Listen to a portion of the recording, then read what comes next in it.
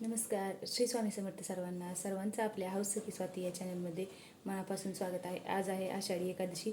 सर्वांना आषाढी एकादशीच्या हार्दिक शुभेच्छा. आणि खरं सांगू, कोणताही सण असो किंवा काही असो, आपल्या अंगात वेगळीच एनर्जी असते किंवा उत्साह असतो म्हणलं तरी चालेल. मीही तसंच केलं. आज छान प्रकारे सर्व पूजा करून घेतली आणि खरंच खूप छान वातावरण तयार होतं असं काही घरात असल्यानंतर. आज तर काय स्वयंपाक नव्हता, कारण आज सगळ्यांनीच एकादशीचा उपवास पकडला होता. आणि मी त्या दिवशी शिवलेलं हे स्वामींचं वस्त्र मी म्हटलं होतं की ते स्वामींना घातल्यानंतर दाखवेन. खरंच खूप छान दिसत होतं स्वामींना ते वस्त्र. आणि खरं मनापासून कोणतीही गोष्ट केली ना की ती छानच होते. किती छान दिसते बघा स्वामींना हे वस्त्र. मी माझ्या या लहान मूर्तीसाठीच आधीही खूप वस्त्र बनवलेले आहेत स्वामींसाठी, कारण मला या गोष्टीची आवड आहे आणि मला ते करायलाही आवडतं, म्हणून मी हे करतेही. आणि ते स्वामींना खरंच खूप छानही दिसत होतं. त्यानंतर पांडुरंगाची आणि रखुमाईची पूजा करून घेतली. अभिषेकही केला, कारण आपल्या घरी आपल्याला जरी बाहेर जाणं होत नसलं तरी आपल्या घरी जे आहे त्यात आपण तेवढं केलं पाहिजे.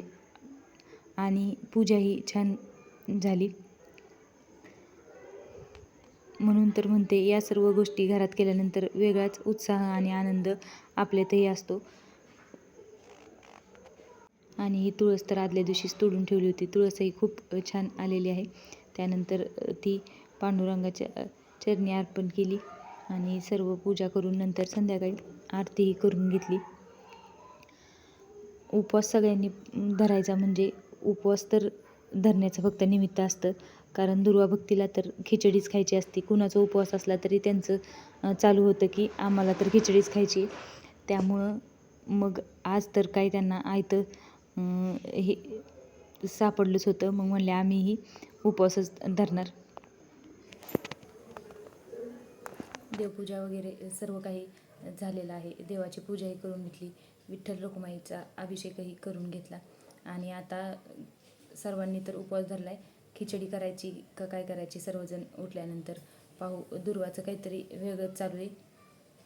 माझंही असंच होतं.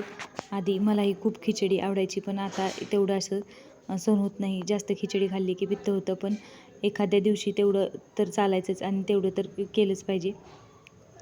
आणि खिचडी दुसरंही करता येत होतं, पण मुलींना तर खिचडीच खायची होती. मग सकाळी सगळ्यांनी ठरवलं की आता खिचडीच करायची आणि तेच खायचं. आणि थोड्याफार गोष्टी आदल्या दिवशी करून ठेवल्या म्हणजे दुसऱ्या दिवशी त्या गोष्टींचं गोंधळ उडत नाही. आदल्या दिवशीच साबुदाणा भिजत घातला होता आणि दहीही लावून ठेवलं होतं. आठवणीने या गोष्टी संध्याकाळी केल्या म्हणजे सकाळी आपल्याला कोणतंही काम करताना ते पटकन होतं. खिचडीच करायची होती, परंतु शेंगदाणे भाजून थंड करून नंतर त्याचं कूट करून आधीच ठेवलेलं होतं आणि साबुदाणाही संध्याकाळीच भिजत घातला होता. त्यामुळं आपल्याला कोणतीही गोष्ट करायची असली तर त्याचं थोडंसं आधी नियोजन केलं ना, दुसऱ्या दिवशीची धावपळ कमी होते. आज तर दोघींनाही सुट्टी होती, त्यामुळं काही विषय नव्हता. आणि संध्याकाळी दही लावल्यामुळं दही तर इतकं छान झालं होतं. आणि आमच्यात सगळ्यांना दही आणि खिचडी तर खूप आवडते. मला तर काही जास्त आवडत नाही, परंतु बाकीच्यांना तर सर्वांना आवडते. मुली तर दही आणि खिचडी या आवडीनं खातात, त्यामुळं आज खिचडीच केली होती. त्यानंतर देवालाही नैवेद्य दाखवला आणि सर्वांनी फराळ केलं. दुर्वानी मागच्या वर्षी असं विठ्ठल रखुमाईचं चित्र काढलं होतं. तिला खूप वेड आहे अशा गोष्टींचं आणि ती आवडीनं करतेही. त्यानंतर संध्याकाळी सर्व बाहेरचं झाडून काढलं आणि कितीही झाडून काढलं तरी वाऱ्यानं सर्व कचरा येतोच. आणि मगाशी तर इतकं वारं सुटलं होतं, खूप वारं होतं, त्यामुळं जास्तच कचरा झाला. त्यानंतर संध्याकाळी थोड्या वेळ निवांत बसून चहा घेतला. असं रोज होत नाही, पण आज मुलींना शाळेला सुट्टी असल्यामुळं निवांत चहा घेतला, कारण रोज शाळेतून आलं की त्यांचं आवरायचं आणि चहा प्यायचा हेच चालू असतं. पण म्हणलं आज सुट्टी आहे तर आपलं निवांत बसू थोडं. आणि स्वयंपाकही काही जास्त नव्हता आज, त्यामुळं निवांत होते. त्यानंतर दिवाबत्ती करून घेतली आणि संध्याकाळी आरती केली. संध्याकाळी काही परत खिचडी करायची नव्हती. मग म्हणलं आता भगरीचा भात करावा. आणि तसं सगळ्यांना विचारलं तर सर्व म्हणले चालतंय. तुळशीची पूजा करून घेतली आणि छान अशी आरती करून घेतली. आरती झाली आणि त्यानंतर दुर्वाचं चालू होतं, आधीपासूनच चालू होतं तिचं. आता दुर्वानी जी पालखी बनवली होती तर आता दुर्वाचं तसं डेकोरेशन करायचं चालू आहे. चला तुम्हालाही दाखवते. म्हणजे लहान मुलांना सुद्धा आपण जे काही करतो त्यात खूप लक्ष असतं आणि त्यातूनच ती पण करते. तर मलाही त्याचा आनंद आहे, कारण ती पण थोडंफार काहीतरी शिकायला लागली आहे.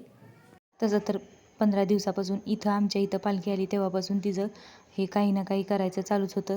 थोडीशी तयारी तिने आधी केली होती, पण या 15 दिवसात थोडंफार तिचं चालूच होतं. तुळशी वृंदावन, पालखी जशी असते ते. आणि हे किती छान बनवलं आहे बघा. पांडुरंग कुठून सुचतं तिला काय माहिती. दिवस दिवस घालवती पण असलं काहीतरी बनवत असती. पण छान बनवलं आहे बघा. आणि मला म्हणली, मी माझी पालखी बनवली ना तर तिथंही पूजा कर. मग मीही तिच्या मनासारखं केलं, कारण तिलाही छान वाटेल. एवढं तिनं कौतुकानं सर्व गोष्टी केल्यात तर आपणही त्याचं कौतुक केलं पाहिजे असं मला वाटतं. आणि मीही खुश आहे तिच्या या गोष्टींमध्ये. तुम्हाला जर माझे व्हिडिओ आवडत असतील तर चॅनलला नक्की सबस्क्राईब करा आणि एक कमेंट करूनही सांगायला विसरू नका. पुन्हा भेटू उद्याच्या व्हिडिओमध्ये. तोपर्यंत आनंदी राहा, काळजी घ्या. नमस्कार. धन्यवाद.